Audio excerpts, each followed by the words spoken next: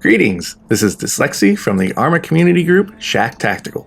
In cooperation with Bohemia Interactive, I'm creating a series of videos that explain some of the basics of Arma 3. Today we'll be looking at machine guns, the teams that operate them, and how they can best be employed on the battlefields of Arma. Machine guns are a cornerstone of infantry tactics.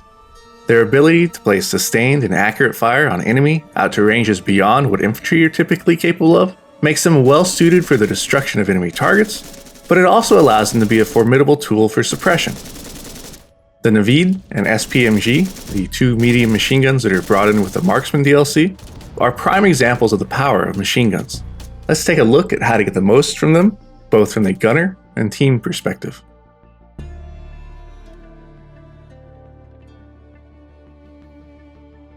Machine guns tend to fire heavier bullets than those used by riflemen, and because of this, the ammo is bulkier and heavier, as is the weapon itself.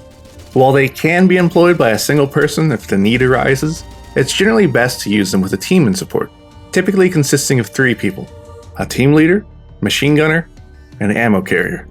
The team leader's job is to pick positions from which the machine gun can be best employed, locate and range targets, direct the gunner's engagements, spot and adjust the gunner's fire, and work to keep the team alive through solid employment techniques. To this end, the leader has either binoculars or a laser rangefinder to help in the identification and engagement of the enemy. The gunner is mostly concerned with the technical application of their weapon.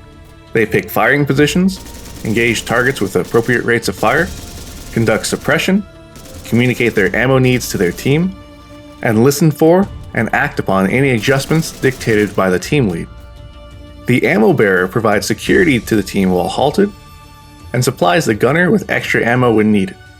While the team leader and gunner are concentrating on any given engagement, the ammo bearer maintains situational awareness while scanning around to ensure that the team isn't being maneuvered on by another enemy force, as well as potentially locate other targets that are out of the gunner's arc of observation.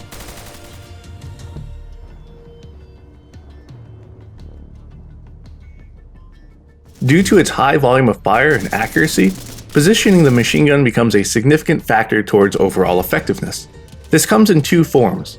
The first being that the team needs a good location from which to see and engage targets, while the second is that the enemy tends to prioritize machine guns once they're taking fire, so the position must be able to provide protection from return fire. The best positions are those where the team is able to take advantage of cover and concealment to move between different prearranged firing positions. The greater the survivability due to cover and concealment, the longer a team can fight from a given position.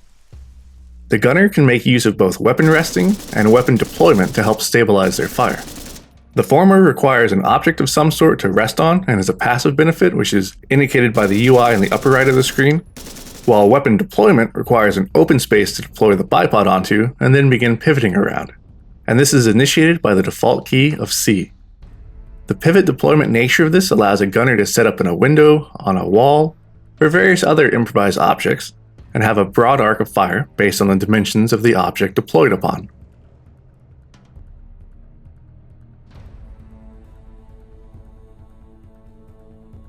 Once set up in a good position, the gunner and team leader scan for targets. The team leader scans with his optic, while the gunner may or may not have a magnified scope for their weapon. Once a target is found, the next step is to range it.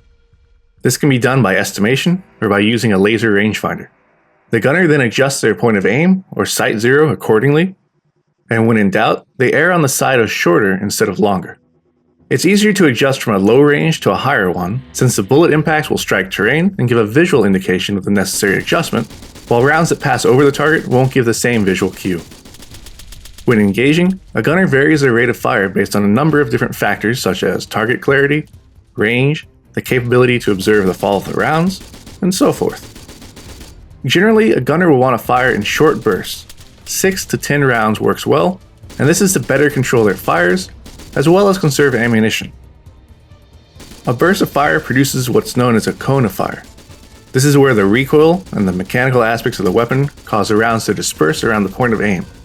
When the cone of fire intersects objects or terrain, this becomes known as the beaten zone, the area in which the bullets are actually landing. Because the rounds impact in a dispersed manner, the odds of striking a target are increased, which is why it's important to fire a solid burst each time. While engaging, the team leader observes a target area and gives adjustments to the gunner. These are done by telling the gunner how to shift the fire onto the desired targets, stating the direction is left, right, up, or down, and the distance to adjust in meters. The gunner listens for the adjustments, makes the necessary corrections, and fires a burst. The team leader will continue to observe and adjust until the gunner is on target, at which point they'll simply state "on target." Once the target has been neutralized, the gunner shifts fire automatically or at the direction of the team leader.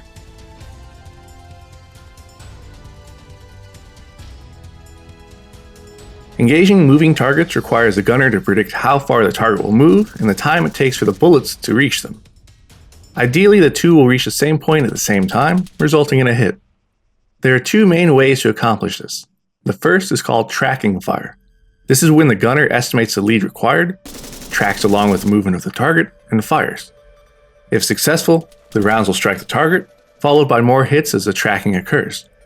This requires getting the correct lead almost from the start, or else the target will evade and attempt to take cover. The other option is to do what's known as an ambush engagement. This is where the gunner picks a point in front of the target, guesses how long it'll take for the target to reach that point, and then begins firing at the right time. Firing with the ambush method creates a wall of bullets that the target will unknowingly move through, increasing the chance for a hit. Tracking tends to be a technique that's used at closer ranges, while ambushing works better at longer ranges, with smaller targets, or with faster target movement. Due to the heavier rounds machine guns fire, gunners should be aware that they may be able to pierce cover being used by the enemy. While a wall might stop rifle fire from a distance, machine gun fire could very likely penetrate it and wound or kill anyone hiding behind it.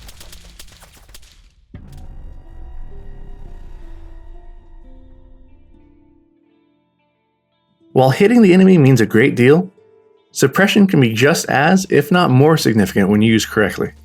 At its core, suppressing the enemy involves making them aware of just how close they are to being shot, which both disrupts what they're currently doing and also encourages them to promptly seek out or stay in cover. Suppression is intimidating. The loud cracks and snaps of supersonic bullets passing nearby or smashing into the ground or walls around a person are dramatic incentives to find somewhere safe and stay in it. It's hard for a person under suppressive fire to shoot back at the source. Suppressive fire is most convincing when the enemy believes that it's close, accurate, and that the next burst could hit them if they were to be exposed to it. When firing suppression, it's important to spend ammo wisely. While a large volume of fire might be needed initially to cause an enemy to take cover and become suppressed, sustaining that suppression can often be done by firing short bursts, which is basically a reminder to the enemy that, yes, the machine gun still knows they're there and it's going to hurt them if they peek out of cover. A few well-aimed rounds can be just as intimidating as a long burst. At the higher level, suppression can be employed to keep a position preoccupied while another friendly element moves to flank it. This is known as fixing the enemy by fire.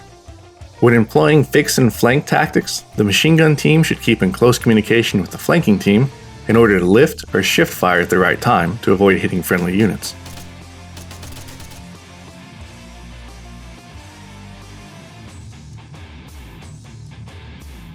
That wraps up this look at operating as a machine gunner or a machine gun team member.